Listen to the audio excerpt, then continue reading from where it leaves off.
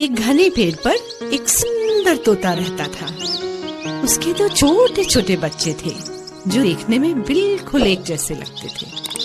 एक दिन जब मम्मा तोता खाना लेने गई, एक शिकारी धीरे से उस पेड़ पर चढ़ा और घोंसले से उसने दोनों बच्चों को उठा लिया।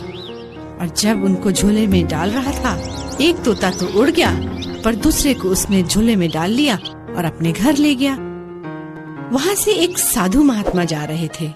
उन्होंने बड़े प्यार से उसे उठाया और अपने आश्रम ले। इस तरह दोनों तोते बड़े हो गए, एक तोता शिकारी के साथ और दूसरा साधु महात्मा के साथ आश्रम में पलने लगा। बहुत दिन बीत गए बच्चों। एक दिन एक राजा उस जंगल से गुजर रहा था। उसे एक आवाज सुनाई दी, मालिक मालिक, आप तीर कमान उठाकर इस आदमी को तुरंत मार डालो। राजा ने अपनी गर्दन घुमाई और देखा, अरे यह तो तोता था। ये कैसी अजीब चिड़िया है, राजा ने सोचा और आगे बढ़ गया। साधु महात्मा की कुटिया में पहुंचकर वह पानी पीने अंदर गया। राजा ने अब दूसरे तोते के पिंजरे की ओर देखा। ये भी ऐसा ही तोता होगा जिससे मैं अभी मिलकर आ रहा हूँ।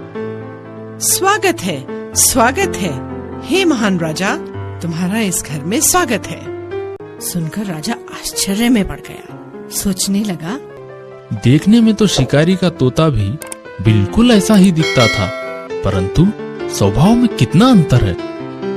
राजा पिंजरे के पास गया और बोला, मैंने जंगल में एक तुम जैसा तोता देखा था, जो देखने में तो तुम्हारे ही जैसा था, पर स्वभाव में बड़ा कठोर था। क्या वह शिकारी के घर में रहता था? तोते ने पूछा। हाँ, वही था वो तोता। राजा ने तुरंत उत्तर दिया। तोते की आंखों में दुख के आंसू बह निकले और उसने राजा को बताया, वही तो मेरा बेचारा भाई है। हम दोनों एक ही घोंसले में रहते थे। एक दिन जब मेरी माँ दाना चुगने गई हुई थी, एक शिकारी ने हम दोनों भाइयों को अपने जाल में फंसा लिया।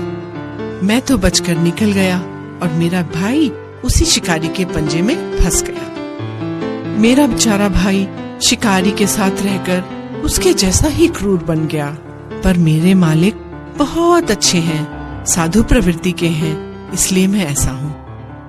अच्छी संगति का अच्छा प्रभाव और बुरी संगति का बुरा।